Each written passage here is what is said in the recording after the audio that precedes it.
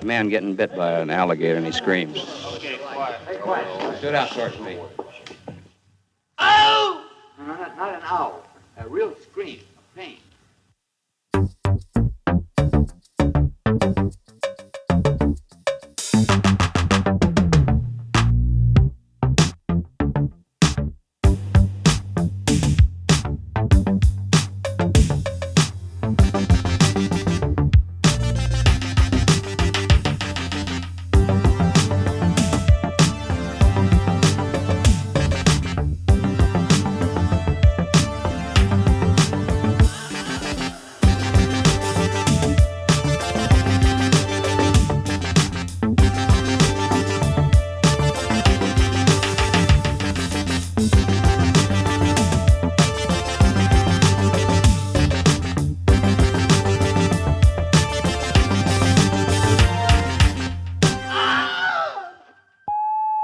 All right. You want to start this? You want to start? Yeah, this let's thing? kick it.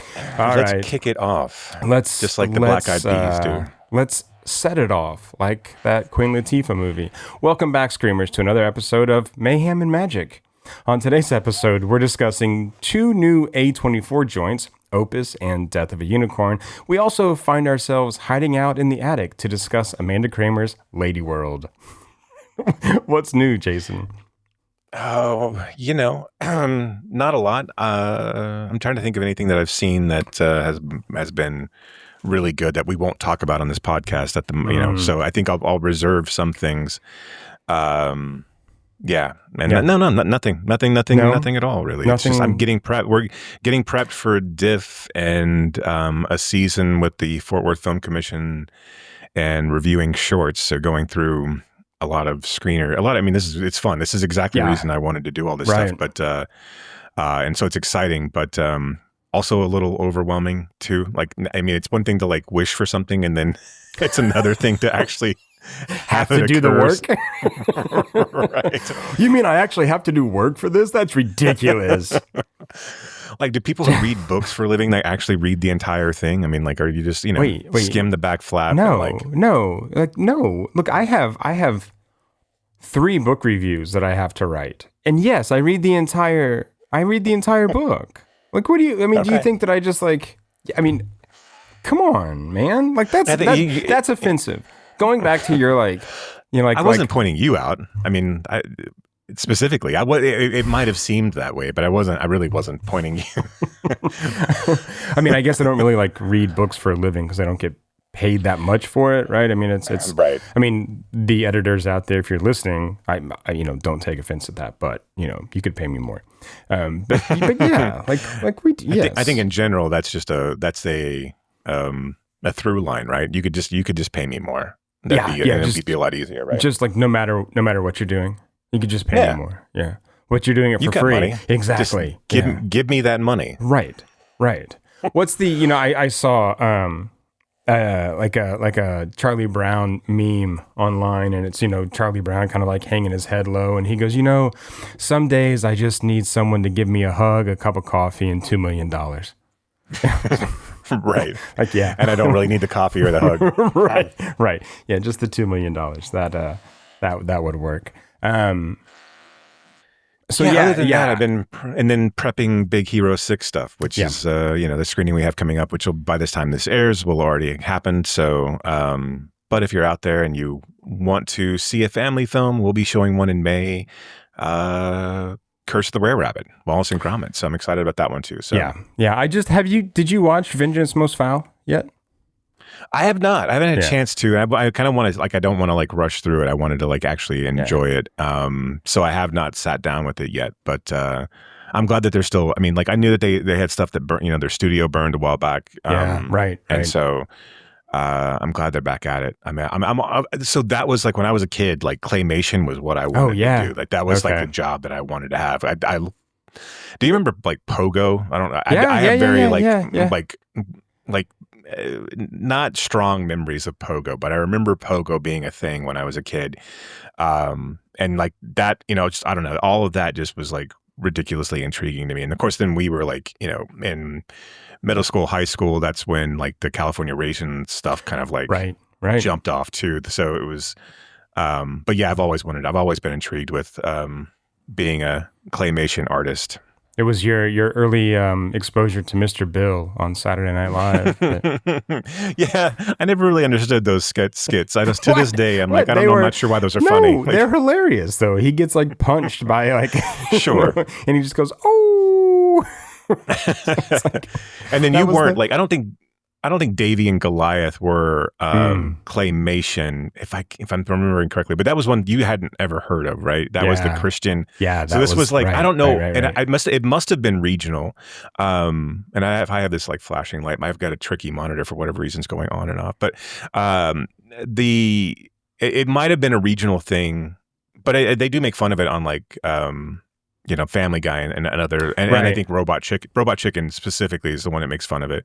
But it was just a Christian, like Davy and Goliath was the dog and Davy was the boy, and he was like, "Hey, Davy," and trying to he would keep. Weirdly enough, Goliath was keeping Davy out of trouble. He was like Davy's conscience, but it was just like this Christian like slowpoke cartoon that came on, and like again it would be on when I would go back to my grandparents' house in New Mexico, and of course you only have certain things to watch. I'm afraid my earbuds might die out, so I might have to go find something else, but as long as you don't die out, I think we'll be okay.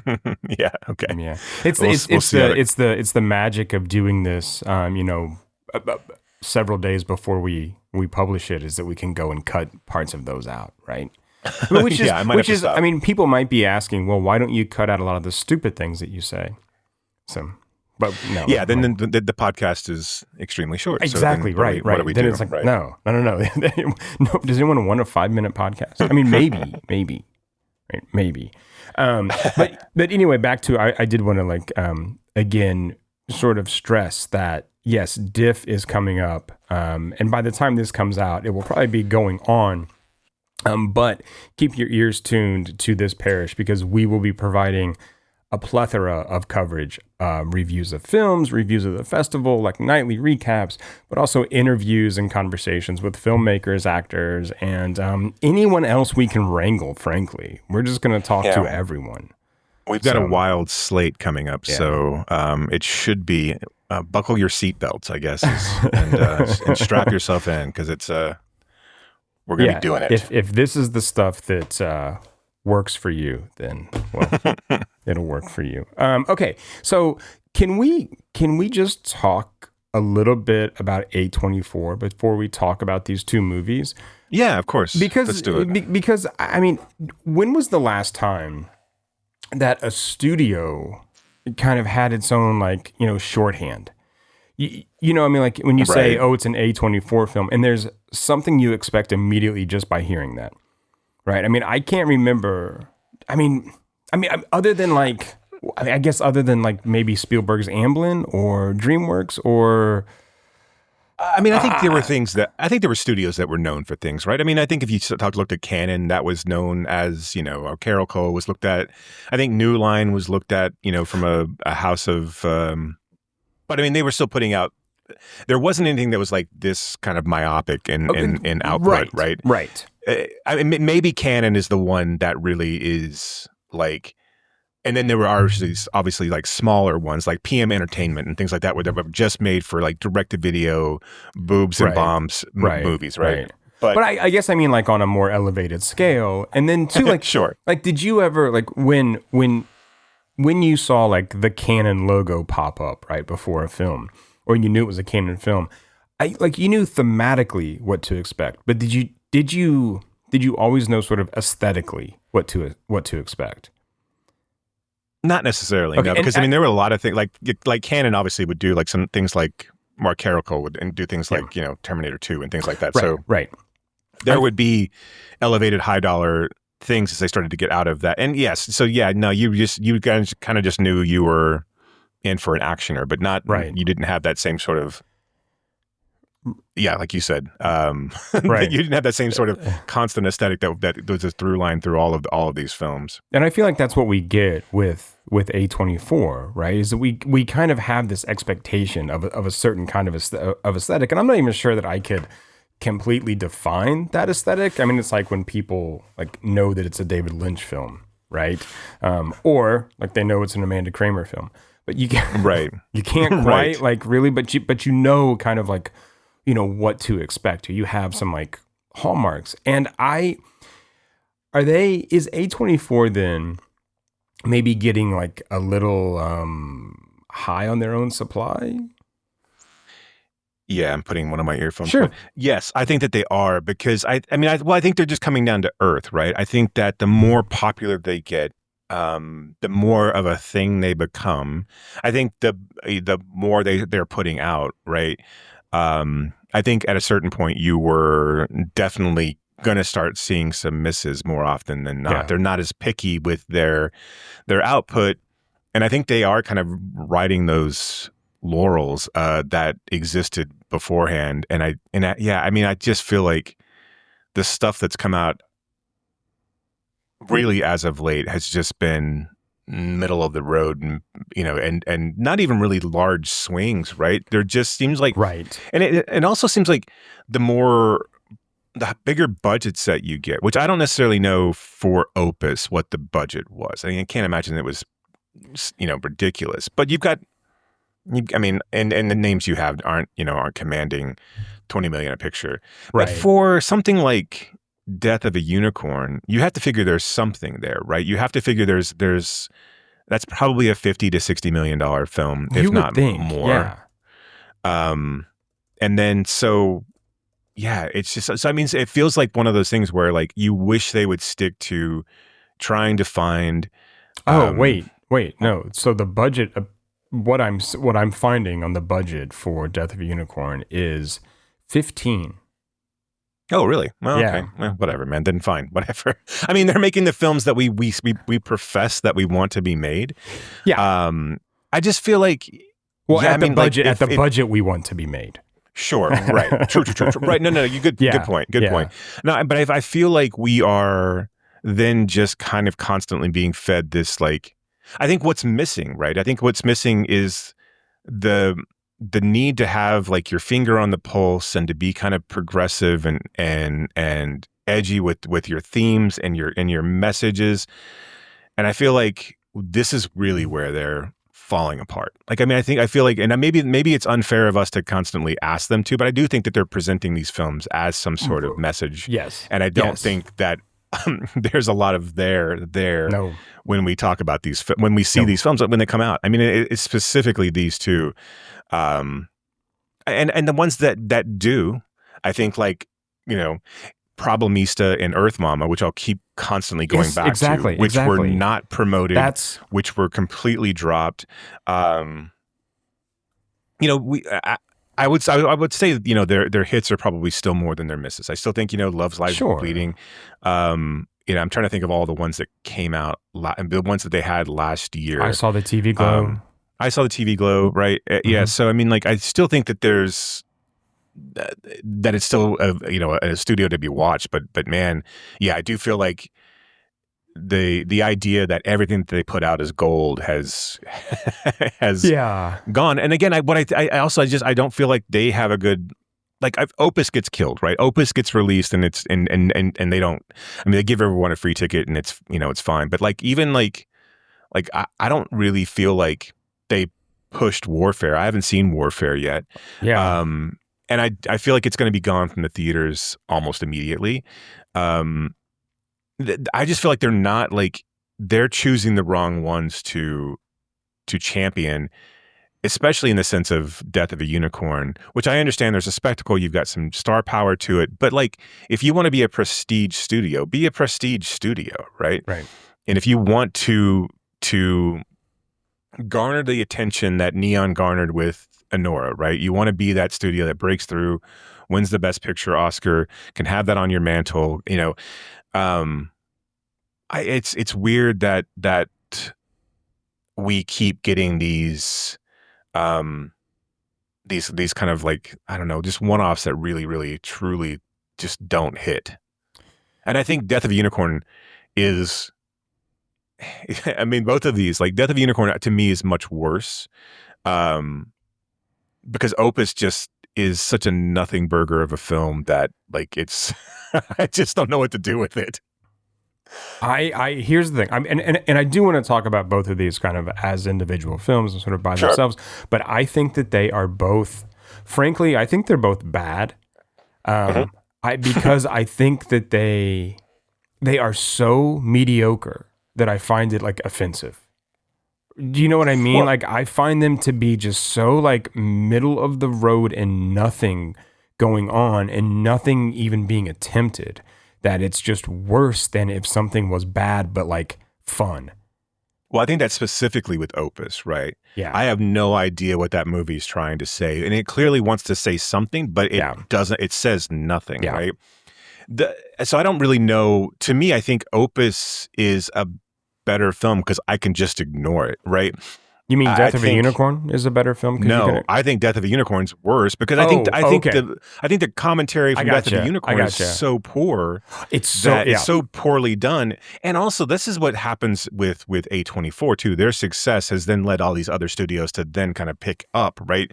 So you see films like The Menu or Blink Twice, or these other films that are doing what they are supposedly wanting to do, this social commentary, so much better than what they have done. And again, this kind of big ticket, this feels like Death of a Unicorn feels like a tentpole for them for this year, right? It's their first big, I mean, I guess you've got The Monkey, but like this feels like, or was The Monkey Neon? The Monkey was Neon. Remember now. The Monkey's Neon. Okay. Yeah. So and that's the other thing with those two, or those two. I usually get those. Right. I usually will transpose those at some point. But yeah, if this feels like this is the first, what feels like their first big movie of the year, and it's just a weird entry. Yeah. Well, let's go ahead. Let's start with Opus. I want to talk about Opus first, and then we'll get into Death of a Unicorn, and then we'll bitch about both of them together again. Right. There's a rumor flying around that Moretti's back. Like, Moretti? After 30 years outside the public eye, pop icon Moretti returns for an exclusive listening experience. He's bringing you a gift. This is for Ariel Ecton. It'll be an absolute honor to spend this weekend with you. Thank you. Yep, namaste. Everybody meet Ariel, some young blood from the magazine. This is Clara, the most hated sex symbol on TV. Thank you. How's print media treating you? Congratulations, and welcome to this once-in-a-lifetime gathering. Moretti requires that everyone be shaven. So, how's the lady garden? Mr. Moretti will be playing the greatest album of modern times. Future times, all the times, really. And there is more to come. So much more. What is it that you guys do? Would you like to see? The crowd is upset. Upset that I'm not on stage. Is this not alarming to you? The back row's asleep. But the front row's ready to rage. Are you sure you haven't been drinking with us? Okay.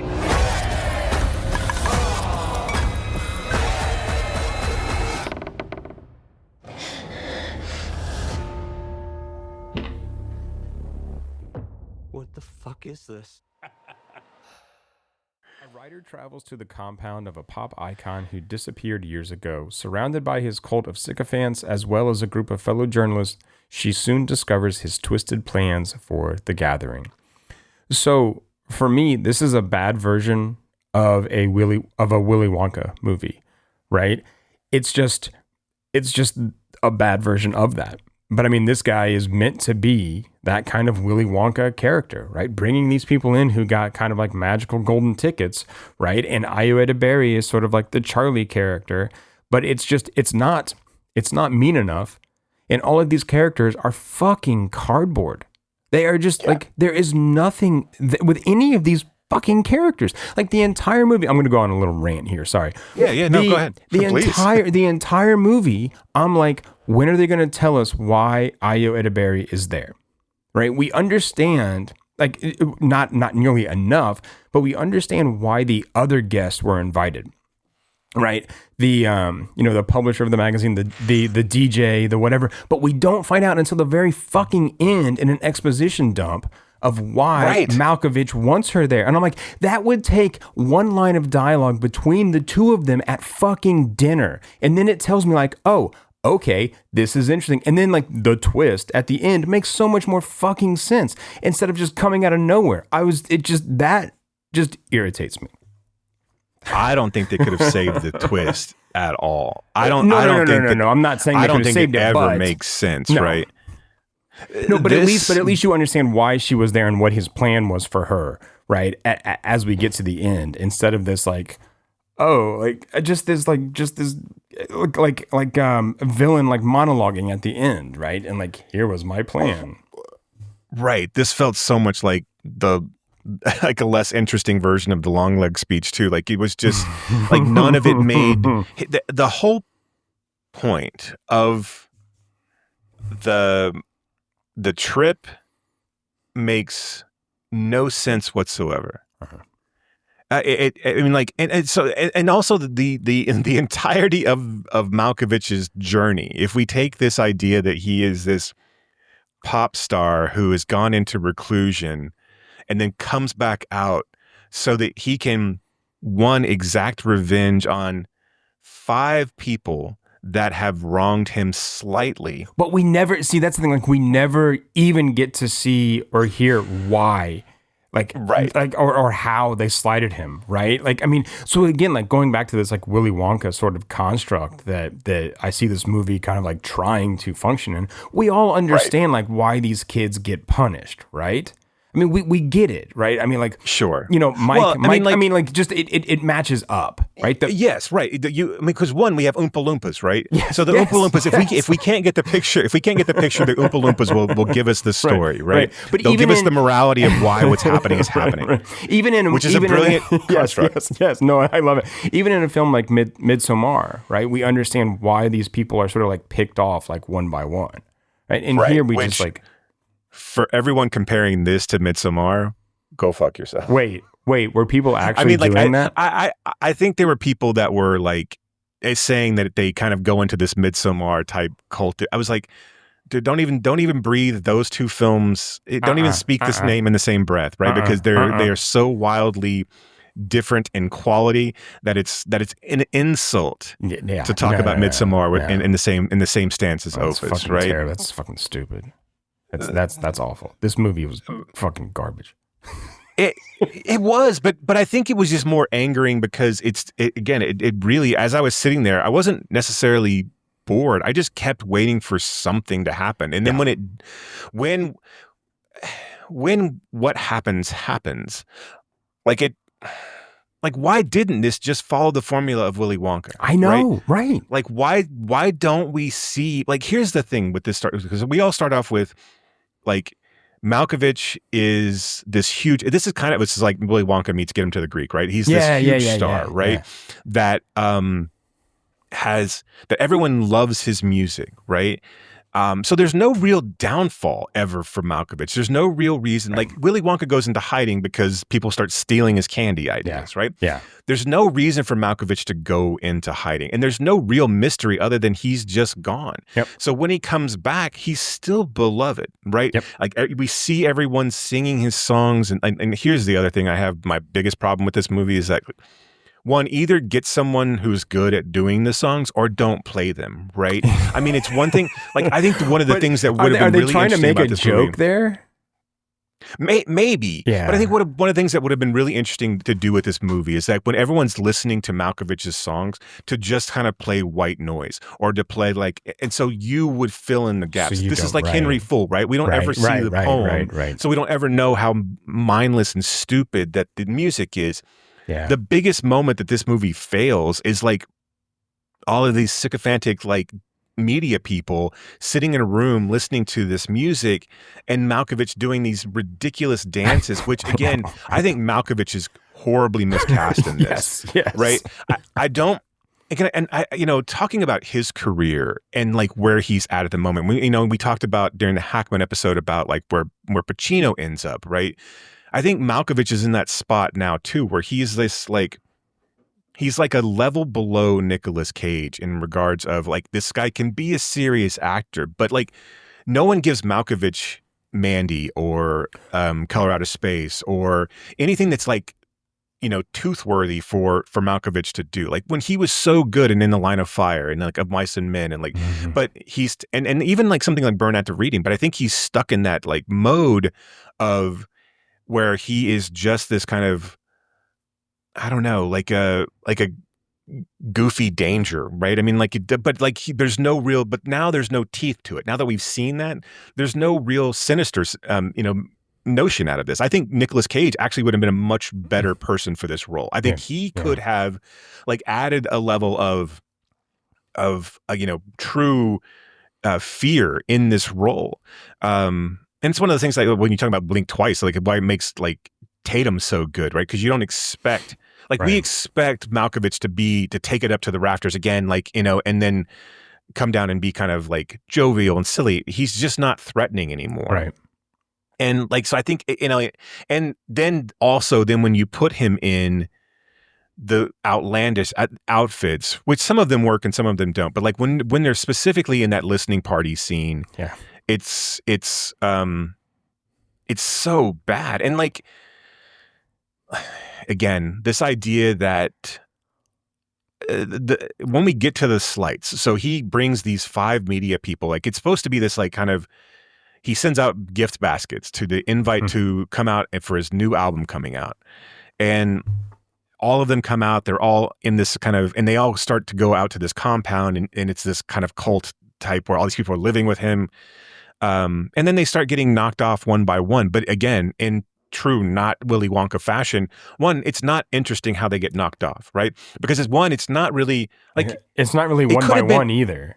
It could have been seemingly of their own design. And it should have been like, I'm not going to like sit here and talk about how Roald Dahl like was a master at this, but like really like each one of them should have had something different, right? I mean, the influencer should have gone off and like died because of some sort of influencer bullshit. The fashionista, like, and here's the thing too, like none of this, it has no impact whatsoever. Like there's a bad review. There's a comment about being bald. There's a comment on, like, it's all for a megastar, like to be that petty makes no sense. Like this guy has his own compound. He's at peace with whatever. People still love him. They got a bunch of oysters. In every fucking scene like that was just the fucking worst. It was so like heavy-handed, but also just missing the mark on making anything meaningful whatsoever. They open up all these oysters and they because by the time that comes up, like, all right, so you don't really like understand exactly, but you go, okay, that's a little bit of, that's intrigue, and maybe this is going to build on itself of like, this is going to build to a larger metaphor about the whole entire, nope, nothing. And so like, so he goes through, and Io is the only one who sees some sort of menace in all of this. The people are disappearing. 2 people are disappearing, right? And she gets freaked out because, she's the only one that's there to be freaked out. She escapes the compound, brings the cops back. Everybody in the cult is gone. The 5 people that he brought out are in body bags, and he gets arrested. We cut to 2 years later, and Io is writing books about all of this, which was all the grand scheme and things in the first place. And now all the cult members are out in the world so they can spread this. But this is not some sort of like Wicker Man type thing either. Like it doesn't really, none of that makes sense. Like I still, like when it ended, and I didn't care, I'll never go back to this movie. But like when it ended, I was like, why, what's the point? What was the point of all of this that he did? Because again, like, okay, So let's just say it's some sort of like Scientology type like cult that they're trying to spread. This was the best way you could have done it. Right. He's a beloved figure and he can't just go talk about like this kind of, religion that he's in charge of. Really? Right. Like, I mean, yeah. I mean, it worked for Tom Cruise. I feel bad for Io because I do think she's like, but I do think almost she's kind of miscast in this as well. No, she is. I think because she brings a comic level to it as well. Like again, and I'm not gonna say Io and Florence Pugh are the same level of actress, right? But like where like Io should have come to this, and I think this is probably the director's fault more than it is Io's fault. But like Io should have come to this with a more of her role in Bottoms than the way that she comes here. She's too cocksure with her attitude, with still being kind of down on the bottom, rung. Yes. And there's still too much like likability and jovialness to her character to really believe that she's truly feels like she's in danger. Right. So when that finally happens, when that ticks, I think she's fine, but I don't ever believe her, right? I don't ever believe that. But I think that's just a failing in the movie is that by the time this happens and like everyone in this doesn't know what they're actually doing. Juliette Lewis doesn't know why she's there. Like, and it's almost insulting to have Juliette Lewis in that role. I think it was really, I don't know. There was something icky about her role in general.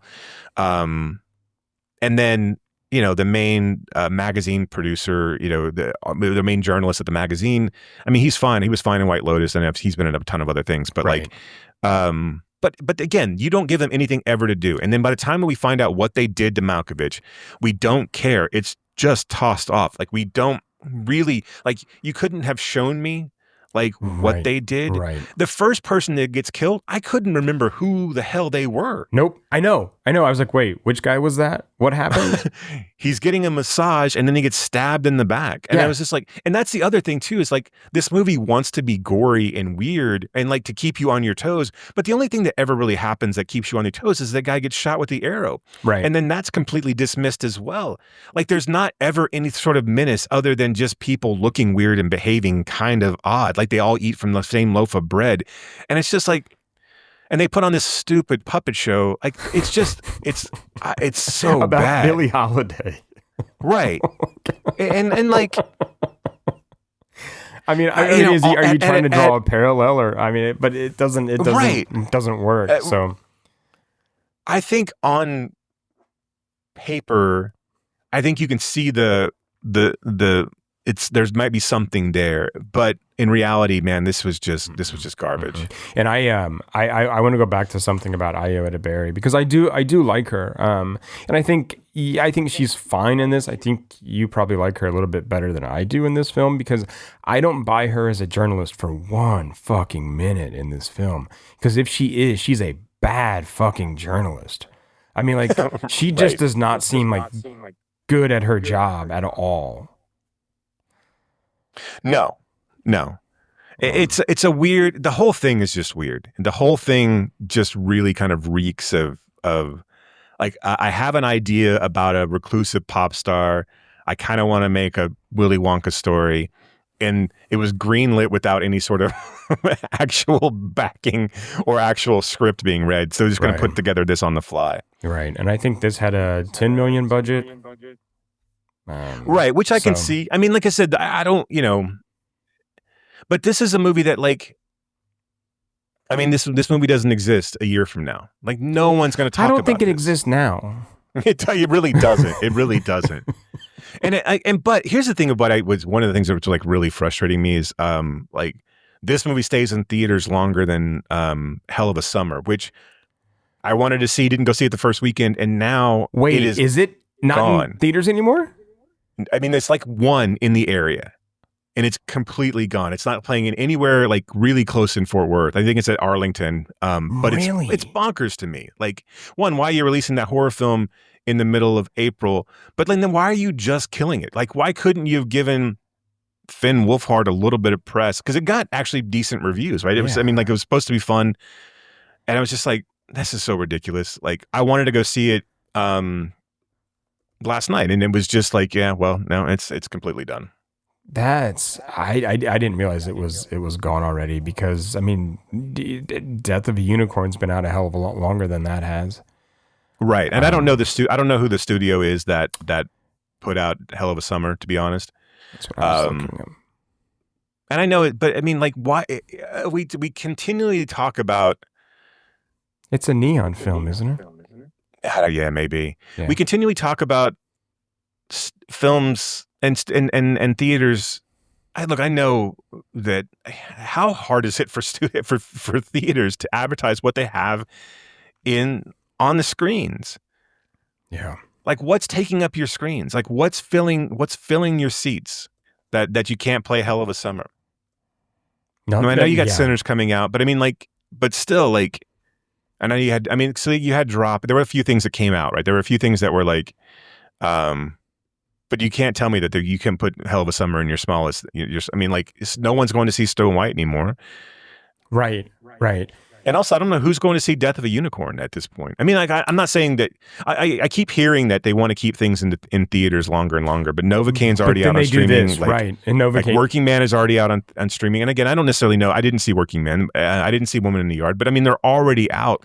No one is going. This is the reason why they're continually dropping. Yeah. Is that you're not giving them any time to see them in the theaters, and you're also then devaluing all of these services that that the theaters provide, right? All these A-List and Regal Cinema Club and Cinemark, whatever, all of them, you're killing them. And it's bonkers to me that we're continuing to have this conversation when you have movies that have been well reviewed, right? You have to be able to say, like, every one of these theaters has an app. Start pressing people to go see other films. Yeah. Give them reasons to come back in.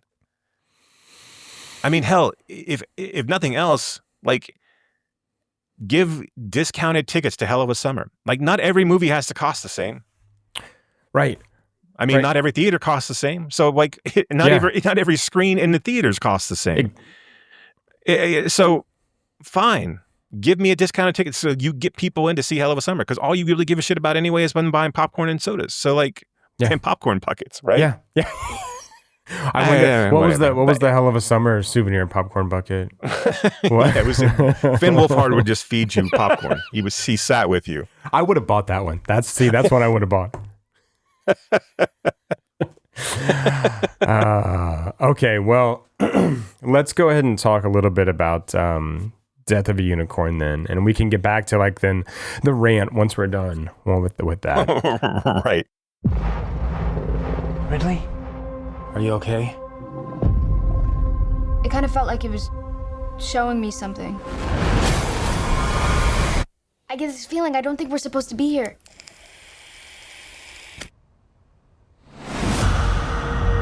The Leopolds donated this entire nature preserve. And they care about a lot of things, not just pharmaceuticals. Fine. I will sit there and smile. Sorry, we're late. What happened? You walked from the airport or what? It's perfect timing. I need you to act like everything is fine. Is there something in your car? A lot of species in this area are rare. What exactly are we saying this is, though? I think we know exactly what it is. A horse-like mammalia. With some sort of protrusion or growth. It's a fucking unicorn. I don't think I should be in swim shorts for this moment. I don't think that we're supposed to have this. We need to study it. Whatever it is, it seems to be the cure for cancer. Cancer? That's the biggest one. An opportunity for greatness, for immortality. I've never been so alive. Dad, please just listen to me. We need to give the little one back. Okay, bad things will happen.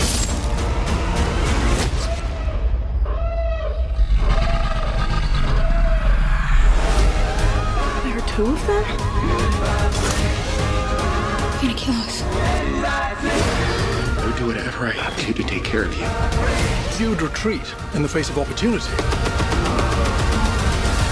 That horn was rather girthsome.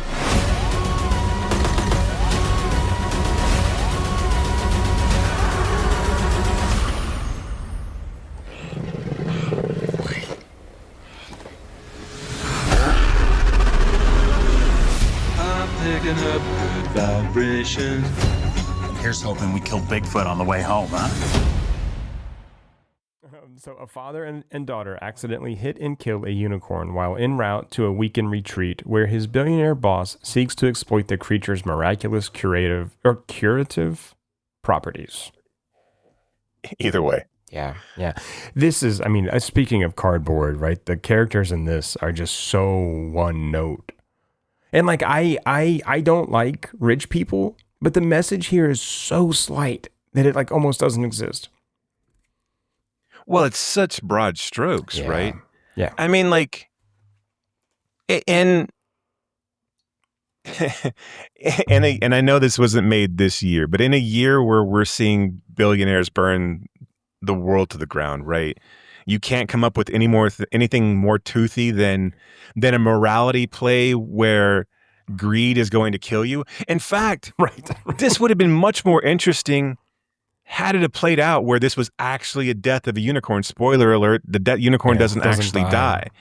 And like, so, you know, I don't think you need to make a type movie where, but I mean, like, it would have been more interesting if your broad comedic strokes are, you know, actually have some sort of bite behind them, right? Like this, if this movie doesn't end on a positive note where, you know, I think it's a much more interesting film than the politics that the fucking lukewarm, easy politics that it's trying to portray here. And this feels like I'm trying to make this so broad that like I don't want to offend anybody, and I couldn't possibly offend anybody because these people are so Disney evil that no one connects with this. You know, this still speaks to people who vote against their own best interests. Like, we can still be okay with that. This is so, it's so gross. And like, and like I said, I mean, like, you know, immediately the rich people find out that, you know, the unicorn horn can cure this guy's whatever. And then they start marketing it to their other billionaire friends to keep it and then skirting the FDA because there's only a limited amount of it. And it just escalates almost immediately. Like it, and I you know, I think Will Poulter's the only one who's interesting in this movie at all. Like, I feel like he's the only one who's at least having fun with it, right?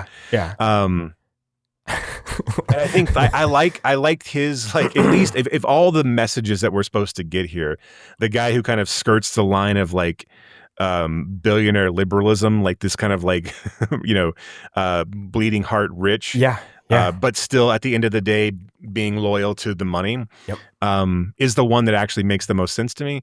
But like everyone else in this just feels like they were like you said, they just felt like, okay, here's your cardboard, here's your 2-line characteristic of your character. Just do whatever you can with that. And like Rudd is awful in this. So bad. I mean, and I don't think Rudd does this type of role well. Like Rudd plays cocky way better, but when he has to play down, when he has to play like this kind of woebegone, like milquetoast loser trying to like suck up, it never works really all that well. Like, you look at something like what was the one where he was like he was trying to be a best friends with Jason Segel. I Love You, Man. Yeah, I Love You, Man. Yeah. It's the same kind of feeling there. At least that one, like, you had some comedic, you know, banter between the two of them. But like in this case, he's just, you know, he's just an asshole. Like, I mean, like, and this, and we come back to the whole, you know, this idea that family is the most important thing. And he comes back and explains himself, and he's like, to his, that whole, like, the line about him like trying to like make money for his daughter because his wife died, it's just so awful. Like this is why I think Death of a Unicorn to me is worse, is because it tried to do something and like it was so insultingly bad. Like, to me, Opus didn't, like, they had no idea what it was trying to do. This to me was just like, oh, I want to make some sort of message story here, and at every turn, it's just ridiculous. And then this whole idea of them getting their comeuppance, and like, can we get past these movies where it's like we're okay with one collateral damage because people are just tangentially tied to these folks, and then we're okay. All of their actions are okay because they get gored. Or they get they get eviscerated in some gory manner, and like now we can go home and feel good about the patriarchy or the oligarchy or whatever archy that's fucking us. Like, is that is this we're okay with it because on screen? Like, I would almost think this is made by Elon Musk to say, like, this takes some of the pressure off. Like, oh, it's someday they'll get their comeuppance, right? Someday the tide will turn. No, this movie should have been a fuck you to the lower class, a fuck you to the working man. Like, Paul Rudd should have been the one who was gored, and Jenna Ortega should have had her head crushed open. Like, and then Téa Leoni and Richard Harris, and like it wasn't Richard Harris. What's his name? Richard Grant. Richard Harris has not been with us for a while. No. And Will Poulter should win. They should win. And then that makes this movie, like, everyone walks out of the theater. I understand why it's not being made that way, because everyone walks out of the theater and is like, what the fuck was that? Or at least it's honest, right? Yeah. Or or Jenna Ortega and Paul Rudd also die at the end. And like, you know what? You're all fucking terrible people. Yeah. Yeah. I mean, there is no retribution out of this. You should not have been a part. Like, you were just as bad. Yes. Yeah. Paul Rudd definitely should have died in this. Like, he should have been killed. Like, he should have realized the error of his ways. And died accordingly. Yeah. I mean, and even if he had realized that earlier, and then it turned into some kind of like, fight, right? Like a kind of haunted house, like Die Hard fight between, Paul Rudd and Jenna Ortega and the rest of the family. But it didn't do anything. And I don't know why Jenna Ortega's character was special in this. Like, why could she tame the wild unicorns? Right, because she had childhood acne, and you know how crippling that can be. No offense to anyone who has childhood acne, but no, let's be honest. But also, she was all in of the university. ailments that you can get, right? Yes, right. Yeah, I mean, she was a college student, so. Right. A very well-off college. I mean, like, yes, there were monetary problems, but she's definitely middle of the line, middle class, right? But like, what kind of monetary problems are we supposed to assume from a man who's already a VP, in a corporation? And an attorney. I just don't understand. I mean, I guess mom's dying or sad. I'm sorry, right? Right. Yeah. We all saw Signs. We get it. It's fine. We have seen every Disney film that's ever fucking existed, right? Another this is all these and I think here's what we're running up against, and I think we're doing it quicker in these horror movies that have come out as of late. But like, you get something like Invisible Man, right? Which was good, a metaphor, not even a metaphor for domestic violence and one of the films we're going to be talking about in just a minute, right? Which is not known, so whatever. Right, like no one's seen it, it's fine.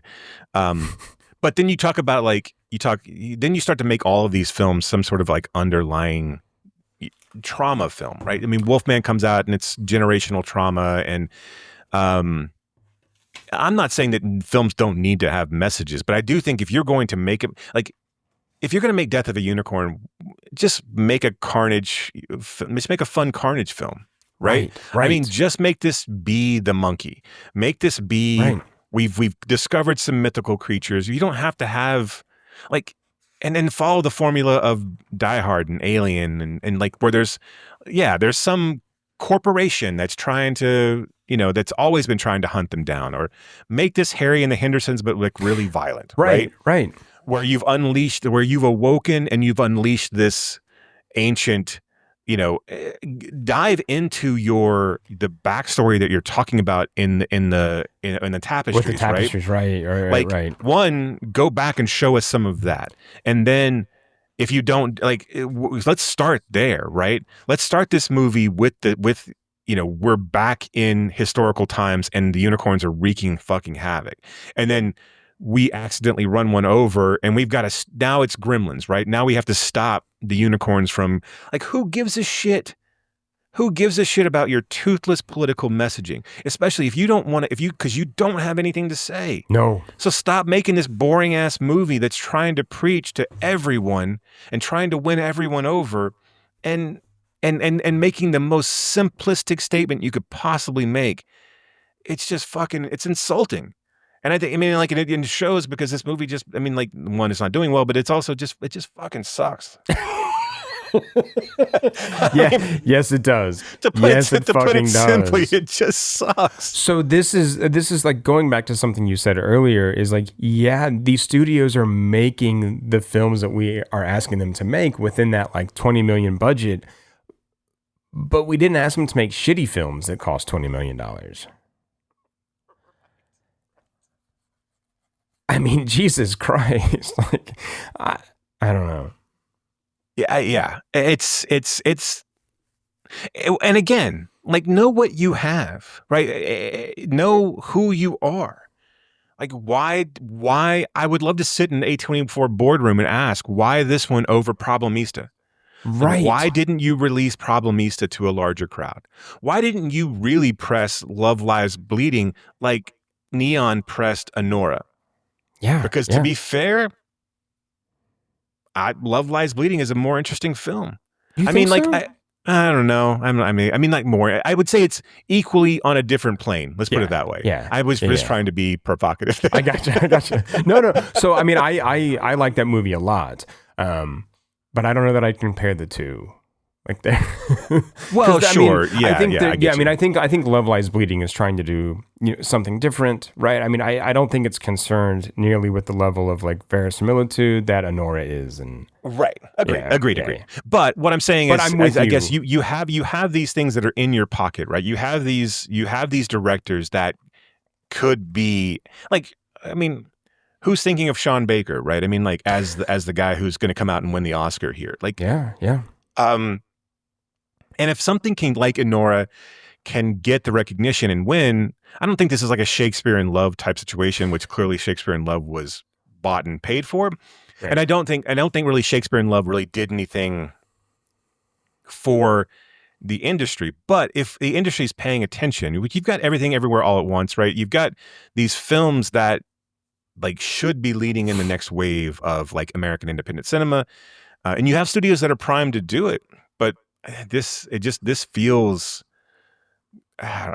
lazy. And it's like, if you're trying to dump movies, dump these when you have something that is actually worthwhile to watch, and you're killing them.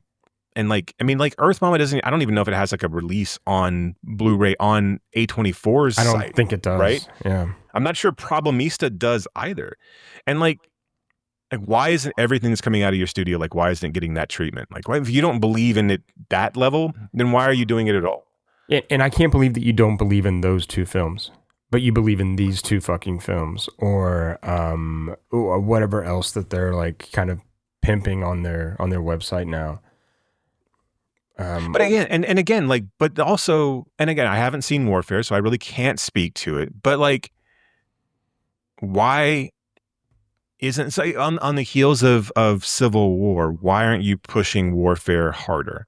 Why isn't Warfare getting the death of a unicorn treatment, right? I know Opus is an outlier, right? Because it's not like Opus got any sort of treatment either. Like, if you're part of the A24 membership, you've got a free ticket to go see it, but you get a free ticket to go see a lot of their stuff, so it's not like that's that big of a deal. I don't know. Yeah. It's weird. Can I ask a kind of separate but related question? Mm-hmm. I guess that's why we're here. Have you, you know what? It's our fucking podcast. We can do whatever we want. Have you seen the trailer for the new Celine Song film? Yes, I was going to ask you about it because I'm worried. I think it looks. Me too. I think it looks potentially good, but I'm just like, this also seems like someone saw a Celine Song film and then tried to make something like it. Like, it almost seems too close to Past Lives. It seems a little bit like But it also seems like almost every like kind of rom-com that we've seen ever before. Right. Yeah, this ex-girlfriend idea of like marries rich or like falls in love with rich guy, but can't let go of like the poor ex-boyfriend. Who in both and for the record, both of these guys are incredibly handsome. Right. I think I'd be okay with poor Chris Evans, right? I mean, like, absolutely. I will say Pedro Pascal seems to be up in his game for that role. Yeah, I mean, he does. But another one of those movies of like, we're supposed to be like, I feel like it's a dangerous time for this movie to come out. Like in the 80s, this is a perfect rom-com film, right? Yeah. Because this feels like, but it feels like a lot like Made in Manhattan and all. I mean, like it feels like I can't remember. Okay, this is Some Kind of Wonderful, right? This is the exact plot of Some Kind of Wonderful. Yes. Where she's with the rich guy, but really needs to be with Eric Stoltz, right? Yep. We got to turn away Hardy Gents. Which, speaking of, fuck me, have you seen the lineup for Fan Days? I know this is a complete non sequitur, no. But like, you know who's going to be at Fan Days? Which I'm going to have to go. But like, Parker Posey's going to be there. Elizabeth Shue's going to be there. Leah Thompson's going to be there. Oh my God, Heather really? Graham is going to be there. Jesus. It's like, I don't know if my brain can handle meeting Elizabeth Shue. No. Like I might it might be where the sky opens up and like, you know, if there's a supreme being, he's like, this is what you were put here to do, is to meet all four members of the Karate Kid main cast. Right. You didn't meet Pat Morita because he's gone, but like, and now I have to take you. You've served your purpose. Yeah. I don't know if I'm gonna be able to handle meeting Elizabeth Shue, but yeah, it has to happen at this point. Do you think there's a sort of generation of men who are traumatized after watching Elizabeth Shue in Adventures in Babysitting and then seeing her in Leaving Las Vegas? Or did we all just kind of like grow into that? I think we grew, and I think because you saw it happen with a lot of, like, you saw it happen with Meg, and you saw it happen with a lot of those actresses where you know, they made a break from the comedy films of the 80s into like the more serious kind of dourness of the 90s. But yeah, it was like I think Elizabeth's was a little bit like like Mrs. Shue or Miss Shue.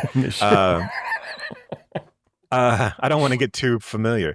Hers is a little bit more interesting, right? Because I feel like Meg had a harder time just because people didn't want to take her seriously. Right. Like I think Elizabeth Shue kind of weirdly disappeared for a minute and then did like smaller things like that really bizarre movie she did with Kyle MacLachlan. I can't remember what the name of that movie is, but I didn't really like it, but I need to go back. I want to go back and revisit it because it's one of those ones that was like, it was like 4 people in a house, like in like the it was, do you remember what I'm talking about? Yeah. I'm gonna find it. Keep talking. Yeah. Look it up. Okay.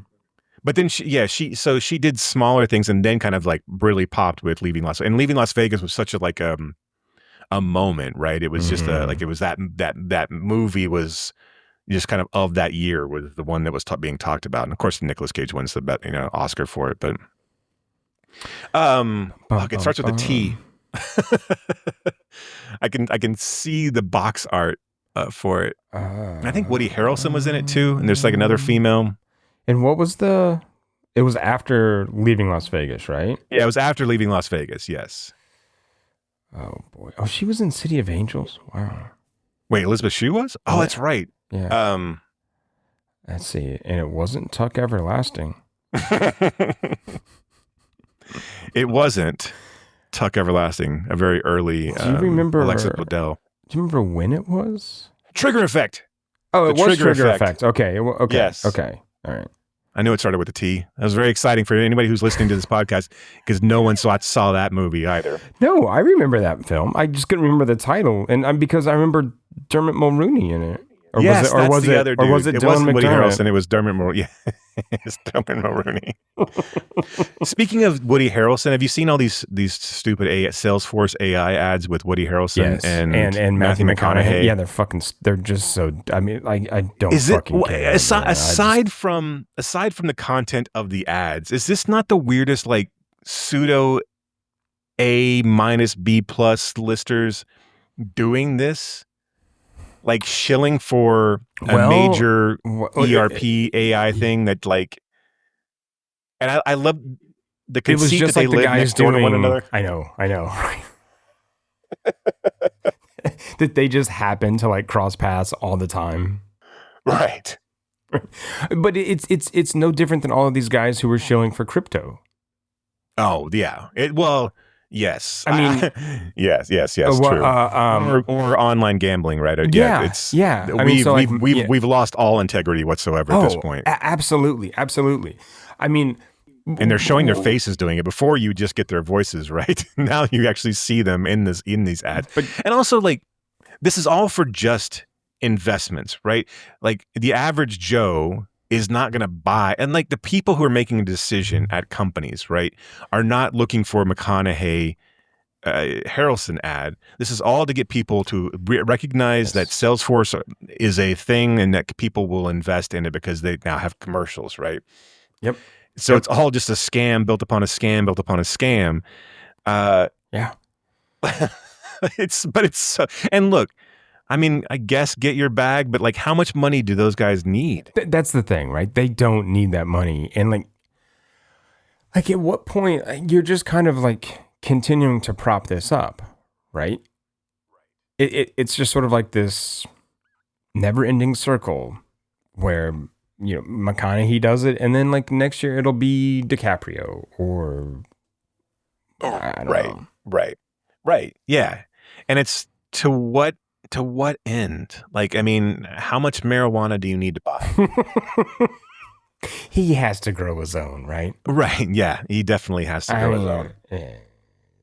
And, you know, I don't know. I mean, like, whatever. I know the argument can be made if they didn't, somebody else would, but let somebody else do it. Let somebody else sell their soul, right? It doesn't have to be you. And that's the other thing, really. And this is like goes back to the Bill Hicks thing, is, you know, and his like diatribe against Leno. It's like, how can you be a comedian if you're shilling for Doritos, right? I mean, like, how can you have anything to say if you're shilling for a corporate? That's the other. I mean, like, am I supposed to? And again, it's not like I go and I give a shit what McConaughey, nor do I give a shit but at what Harrelson say.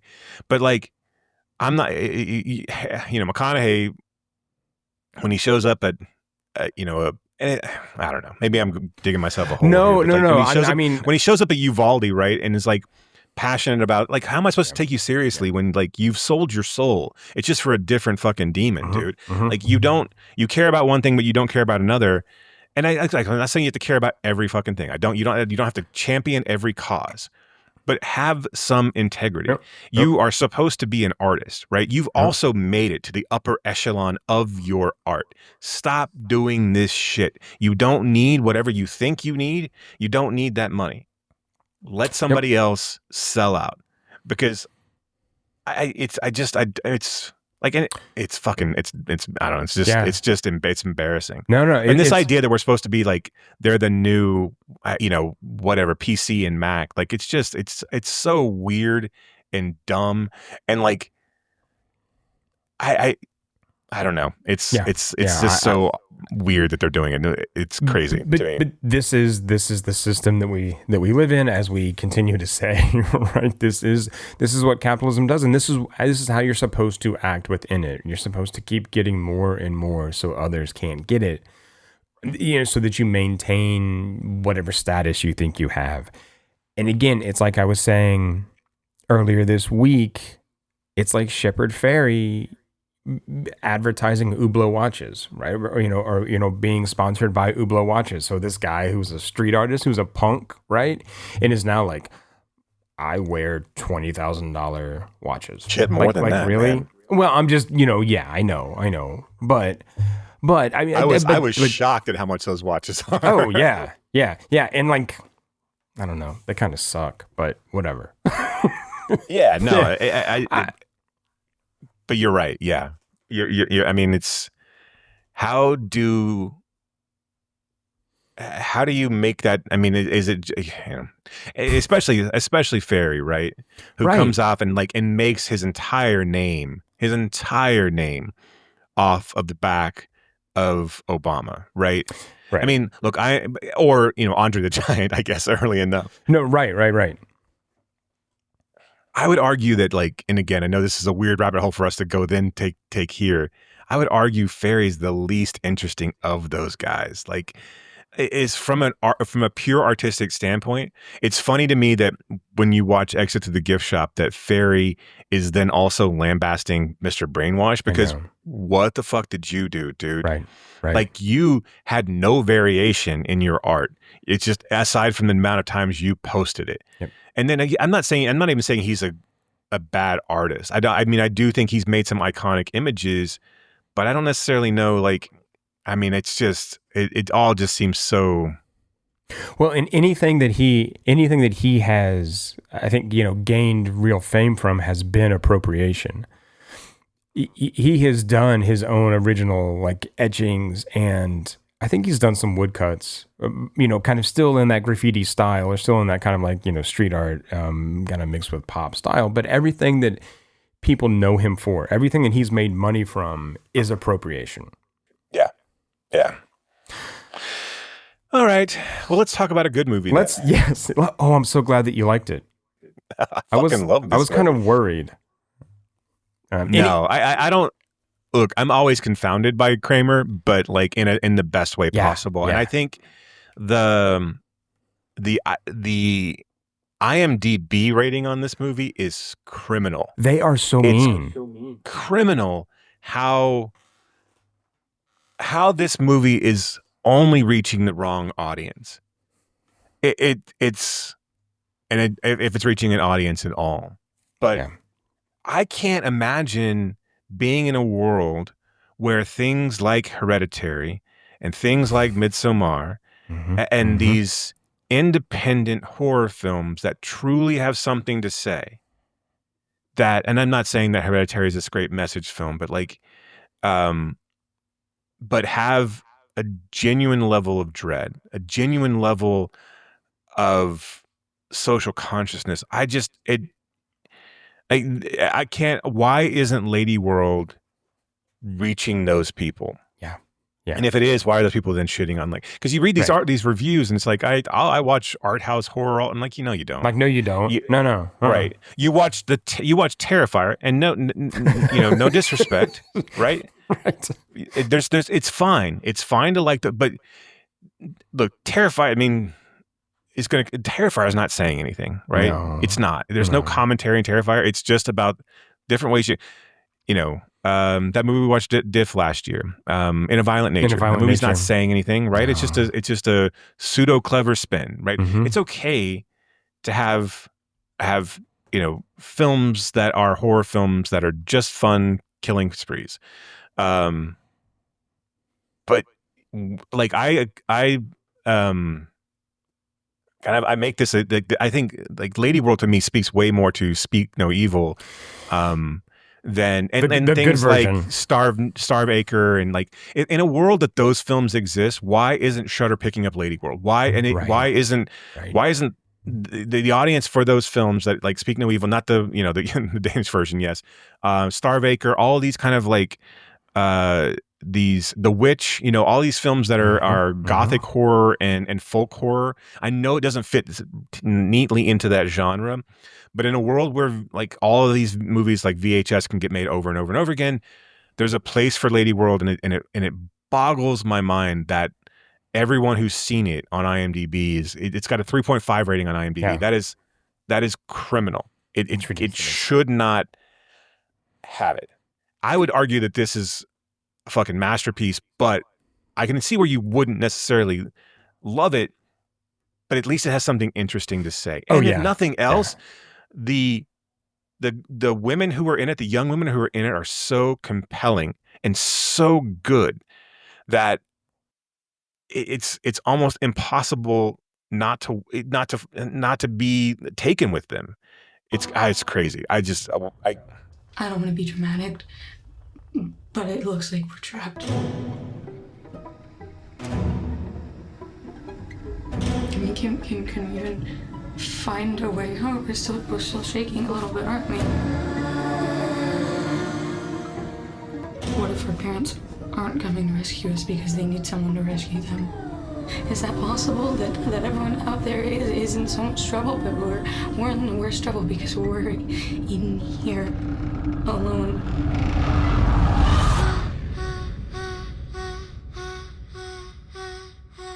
saw someone. We were in every room. Were we? He's inside.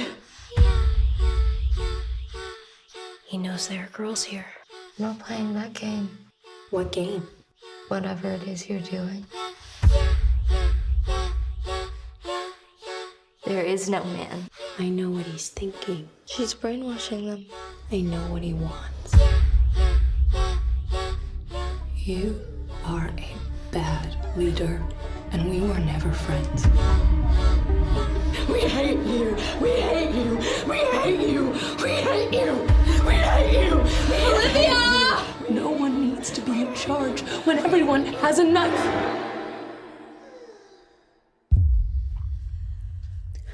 We're going crazy.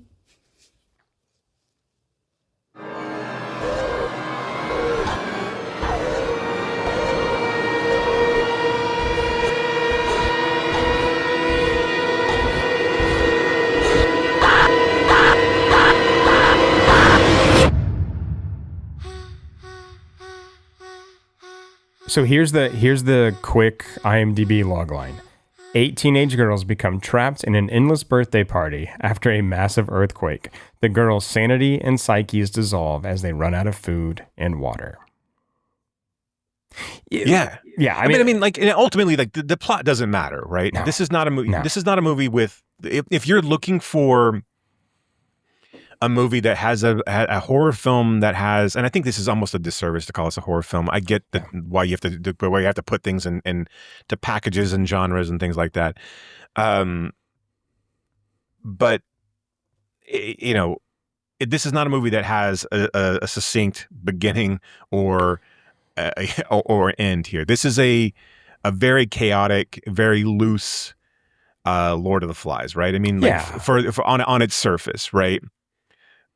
But just like any other Kramer film, just like Paris Window, taking that premise and then just opening it up to wild amounts of interpretation for you. Mm-hmm. Like what part of you is every single one of these women? What you in reality mean to the lives of these women that are on the screen, right? And then just watching this all unfold. I mean, like, and then taking yourself out of the equation, right? I mean, just watching all of them interact with one another, watching the personalities, watching them, as they realize their situation's more and more dire, putting on these masks and changing themselves in ways and behaving in different ways, evolving. I love the concept of this kind of Last Supper table that Kramer keeps coming back to as it reduces and reduces as the girls get less and less, part of this clan. I thought that framing of it all was so cool and so, like, just this ingenious of, like, how we keep coming back to this. These women who are at odds with one another, but then they keep coming back to this table to kind of talk about this, existential but also realistic dread that exists for them. Yeah. And all of the reviews on IMDb then start talking about, like, well, they could have just broken the windows. And I'm just like, oh God, shut the fuck. I read that. It's like, shut the fuck up. Like, if you missed the point this badly, then you should not be writing reviews on IMDb. Like, if you thought that, oh, why didn't they just call someone, or why didn't they just do X? It's not the fucking point, right? This is a movie about everyday life for these girls, right? It's the interactions between other girls. It's the interactions between the unknown terror that exists, the interactions that a man might be around the corner and that a monster might be around the corner, and that some women have seen it and some women don't believe that it's real, and some people that think they can stand up to it, and some people are ultimately afraid of it. There's a million things going on in this film, and if you can't get past the fact that they don't break the fucking windows and climb out of the house, I'm just like, you don't deserve to watch movies like this. No, you don't. And why are you trying to? Right. I mean, that makes no sense that this is the movie that you would sit down and watch. I like The Terrifier too. You should just watch that. It's fine. It's okay it's okay to like fluff and only watch fluff. It's okay. Absolutely. But don't come in and shit on a movie that you clearly don't understand. Right. And don't also understand it. Right. And don't expect every movie to be exactly the fucking same. Like, I mean, like, understand that there are different audiences for different things. Like, Except for Opus, there's no audience for that. Right. Yes, there are some movies where there are no audience for it whatsoever. Absolutely. Right? We will still watch those movies, yes, but so that you don't have to. So that you don't have to. Absolutely. But this is one that you should. just something else about Kramer and this is like everything that she does feels so intentional. Right, from the set design, the sound design, to how the actors read their lines, right? Again, it's embracing this weird aesthetic. And if you can't do that, then again, like don't watch these movies. I don't know all the actresses' names in this. And I know that I've seen them in other things. Yeah. I mean, Maya Hawke is a revelation. I know that's not a surprise really, but like, right. I would argue that this might be the best thing that Maya Hawke has done. Like she's like so good in this, and she's not really the best thing in this, but I think like the sequences that Kramer gives her when she's typing out this message of like when she kind of accepted her fate and she's typing out a message to someone you don't know. I mean, like you think it might be a boyfriend or a partner of some sort. And she's like, I did the worst things to you. I did them intentionally. Like we should have been making up right now. I just, this is a movie that begs to be watched 100 different times. And every single time you will take something different out of it. I know. Here's a question for you. Are we delusional? Like, because we always talk about like what the fuck people are watching. Oh yeah. Yes, I know. Maybe that's a loaded question, right? Right. Yeah. I know that but are we enjoying smelling our own farts too much in this case? I don't think so. I think that, I think that we're willing to give filmmakers like this, like more grace maybe than other people are. And I think we know going into it that we have to have a certain mindset, that we have to pay attention in a certain way to a film like this. And I think that's when these films are rewarding. Right? So I don't think it's like a sort of, again, like patting ourselves on the back too much, but I think it's being willing to sort of to sit with something as it is, right? Or trying to like meet this movie where it is and not expecting something else because we know it's going to be a challenge. Right. I guess I worry. I mean, and obviously we pick directors that we find are going to be intriguing. I will say we don't like everything that comes across our desk, especially in these series, especially if you talk to David Gordon Green, I'm sure he would argue that we don't like much of his stuff. So I did, like, when I was thinking about this movie and thinking about talking about it, and I was just like, and then looking at the reviews, I'm like, fuck, are we not the assholes. Puffing this film up am I puffing this film up too much in this case? And I don't think so, right? No. I think there's a level here where this really is truly a horrific film. And I love the ending scene. So fucking good. It's so good. So the good. light shines on them. The door opens and they all just are devastated in different ways, right? And it's like, it's that, like Maya Hawke is like in disbelief, right? She's just like kind of standing there. Like, and this is another thing, like, I don't know how you can walk away with this without thinking these are the greatest actresses that exist, right? I mean, like, right. Because each one of them in that sequence is doing something different, right? All kind of based on their behavior ahead of time. The sequences where they're like finding solace and community in those chants that they do, right? With the "No man will touch us" and like trying to kind of. There's just so much good going on in this movie that every sequence to sequence is so like I find myself like. Because it's not easy. It's not, it asks a lot of the viewer. So I found myself like, oh shit, what did I miss in this moment? Yeah. And having to kind of go back and watch again just to make sure that I didn't really miss anything, and maybe I'm just not interpreting it the way that it needs to be interpreted in this moment. Yeah. Or I'll just interpret it in a different way. Next time you watch it. Next time I watch it, yeah. Right. I mean, I want to, like, going back to that ending, I find that I found the ending in this film so shocking, but we don't really even see anything, right? We see their reaction. We see them crumpling. We see them filled with shame, right? And it's so much more powerful for that we don't know who's on the other side of the door. We don't know if it's their parents, if it's the cops, firemen, or anything, or if it's the one girl who like left and never came back throughout the film. But it's fucking brilliant to end it that way. This idea that it breaks down so easily when the turmoil really was never that great either. Like, I mean, it was scary, right? But the only thing that they ever really lost was technology and a real sense of security of being not being trapped. But I think obviously that's the brilliance of this, and like what she's trying to say is that that's always not only the thing she's trying to say, but that danger is always out there. But I love this idea that we break down, society breaks down when even the slightest of pressures is put upon it, right? Yes, and like these, we turn into animals and we confront right. each other. And I mean, there's even that kind of like moment where they're in the bedroom and they are turning into something else, right? They're no longer just, even though they're painted up or like some kind of kabuki women. I mean, really, there's something else. There's something more kind of like violent and more monstrous at that point.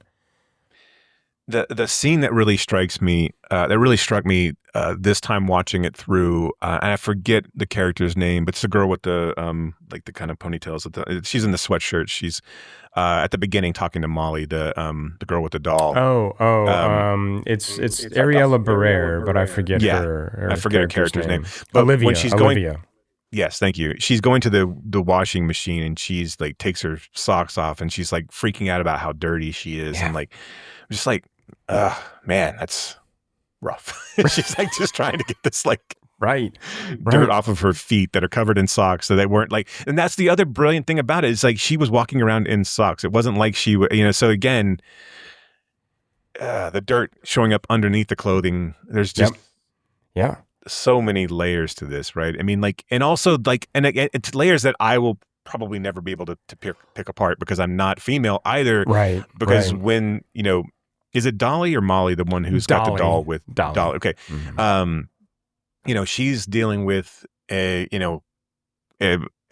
oncoming period, right? And it may quite possibly her first. I don't necessarily know. She seems a little old for that. But again, like being kind of the one who is, I mean, clearly representative of old-fashioned thinking and old-fashioned, and an era beyond which one we're currently supposed to be in, right? Because she carries around the doll that's antique. The doll looks like her. Right. She's so afraid of it being harmed, like this antique, this old instrument that being harmed, that she's holding on to it with dear life. Fucking brilliant. Yeah. Fucking brilliant. And you go to something like, again, Death of a Unicorn, which just wants to slap you in the head with its ugly, stupid metaphors.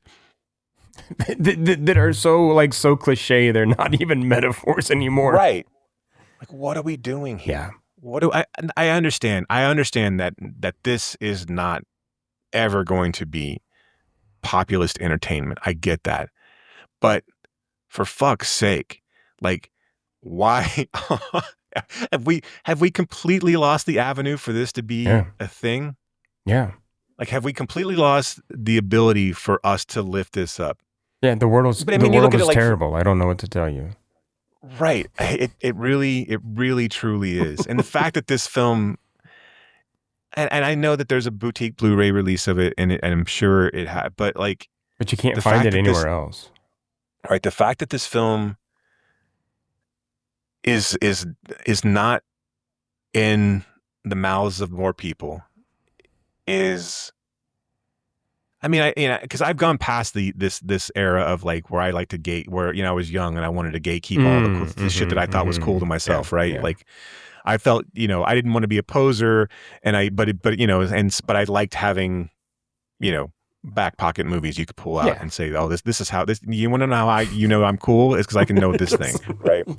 Amanda Kramer's Ladyworld, right? It's nuts. And this is not a lost film. This is not something from 50 years ago, right? We should be like, even to someone like Vera Drew, right? And I know that's not saying Vera Drew is on the, the lips of everyone, who's out there looking for the next movie, but like, but yeah, this shouldn't be buried on a deep page on Vinegar Syndrome's site. Right.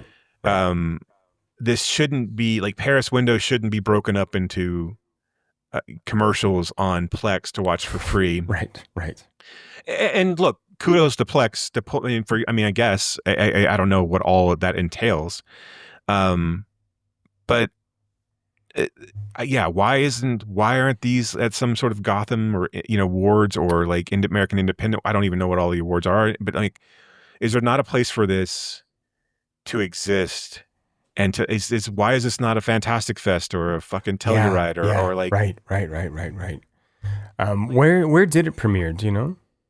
I don't. And like, how is this not like in a world where I Saw the TV Glow can exist? Why can't this exist? Yeah. Why can't this be that? I don't know the answer to that question. Oh, this premiered at Fantastic Fest in 2018, which makes sense, right? And then it played at TIFF. Yeah, see what they're and the London Film Festival. So yeah, programmers call me. They're gonna call you and be like, "Yeah, dumb shit, we fucking played it because we think it's brilliant too." Right. Yes, they would. Yes, absolutely. That's what they would say. And I understand, like, I mean, Why Please Baby Please, like, clearly it's the more polished one, right? And sure. But man, yeah, it just feels like this should be way bigger than it is, and it feels like I just feel like in a world where, and of course all the films that we show, like we talk about Of an Age or You Won't Be Alone or these films that like that maybe this is all it's going to be, and the fact that I should just be happy that they exist at all. Well, I was going to say, like, I think Amanda Kramer should be bigger than she is already, but I mean, yes, you're right. We're lucky that we have these. We're lucky that we can find these. We're lucky that we still have films like these to talk about and then bitch about the other shitty things that like we get instead of more of this.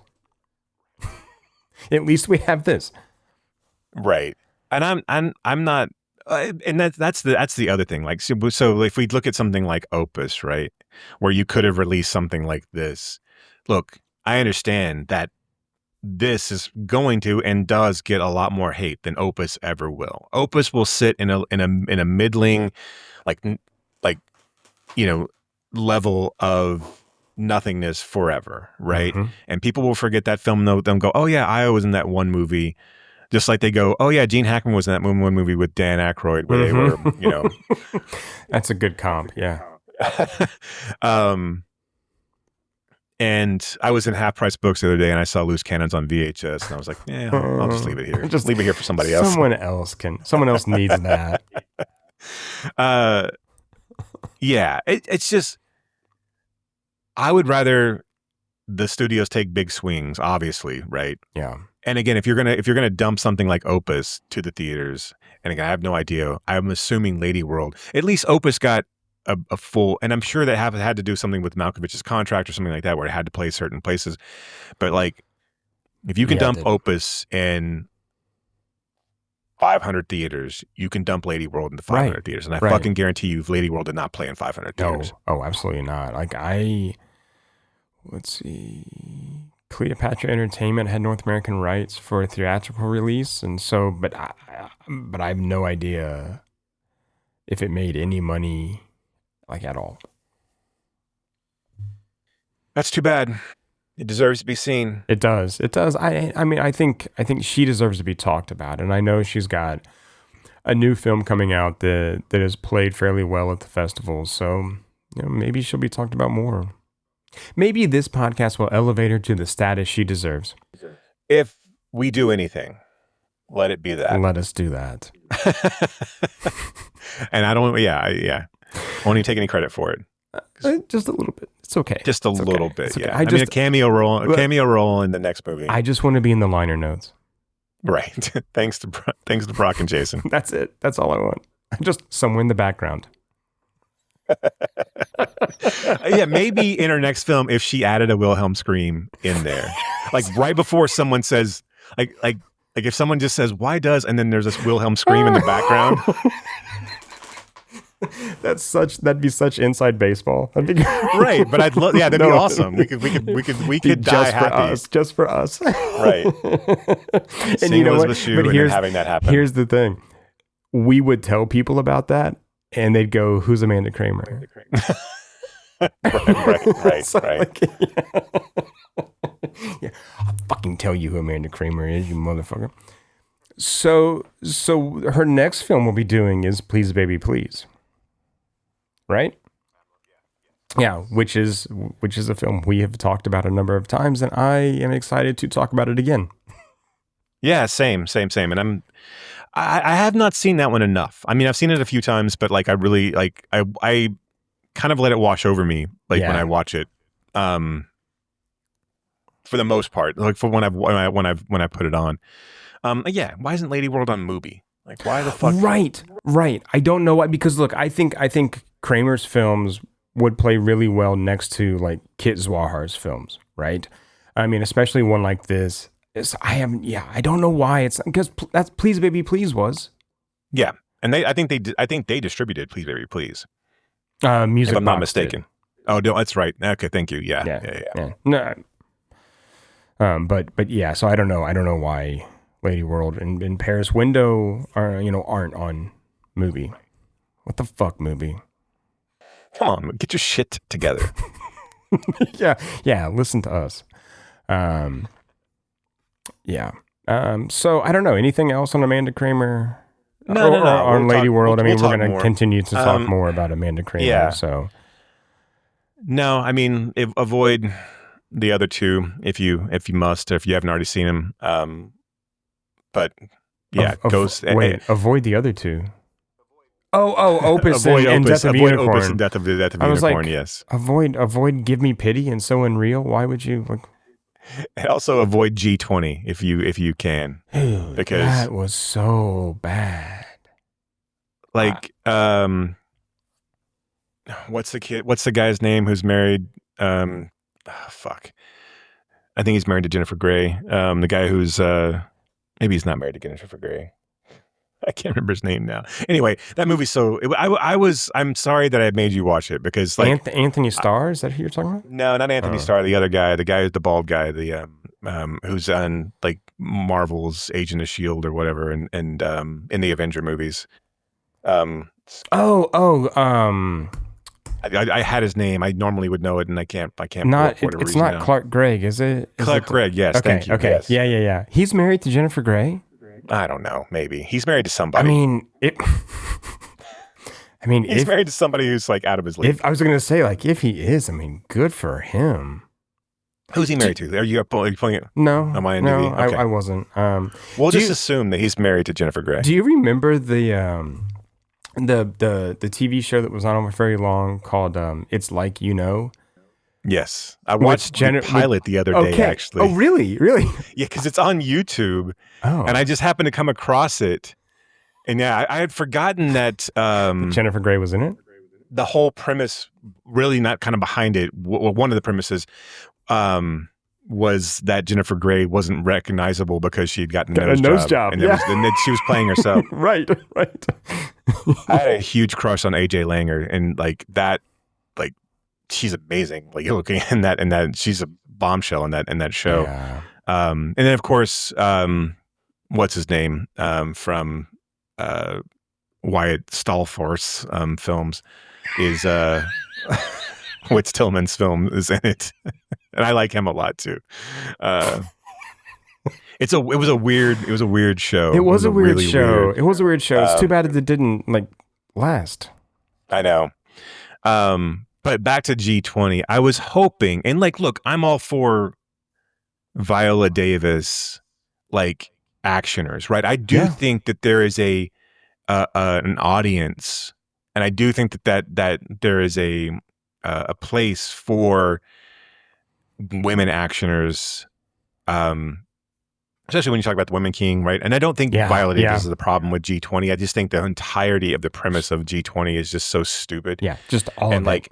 And also it's just bad filmmaking, like from the fact that they play up this knee injury that never comes back into play. Like it never, this idea that she's a president and also can then it's so fucking dumb.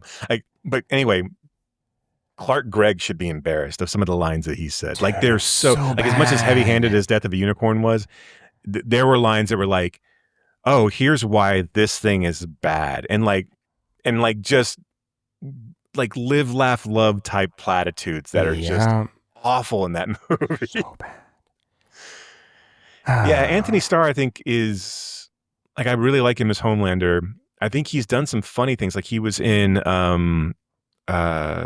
what was that comedy series? I can't pull it. I'll come up with it later. We don't have to. The comedy series on Netflix, the Australian guys, Uncle Donna or Aunt Auntie Donna. Have you ever watched Auntie Donna? No.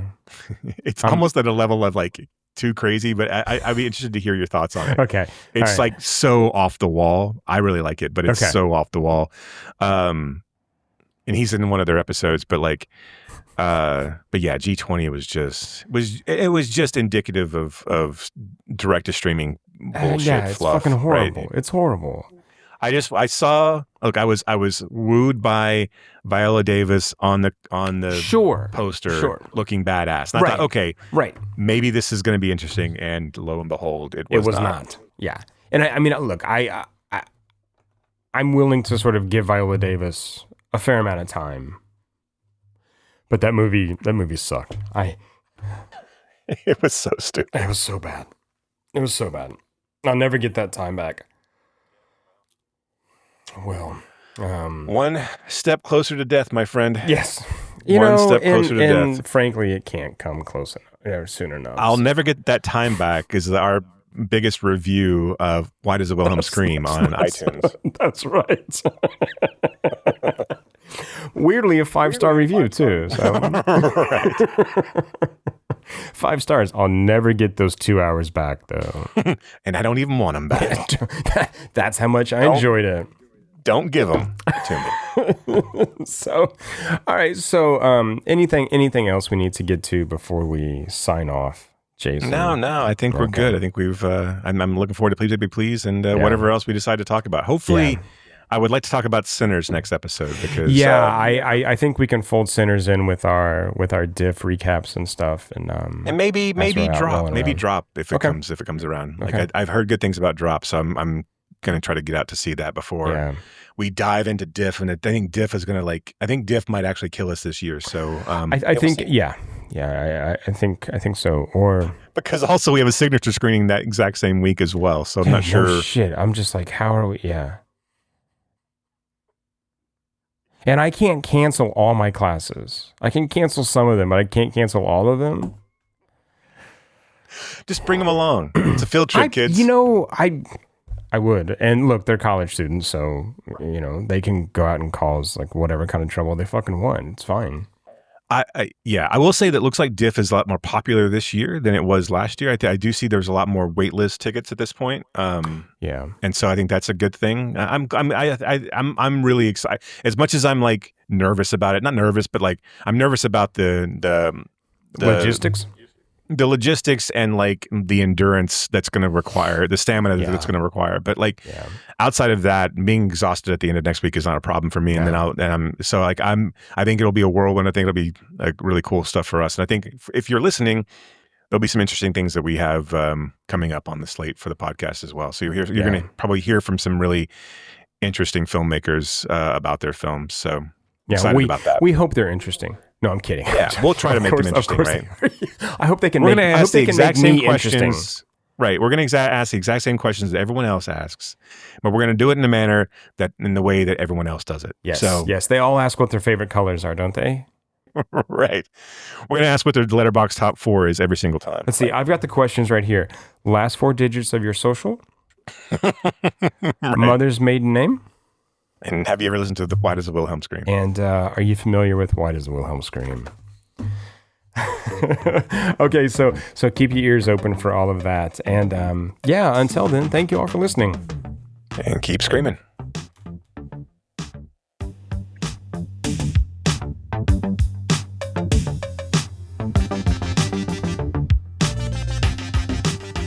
You have been listening to Why Does the Wilhelm Scream with your hosts, Brock and Jason.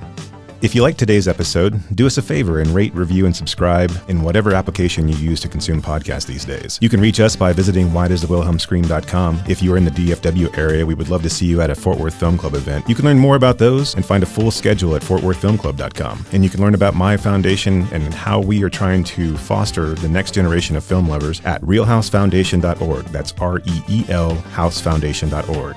Till next time,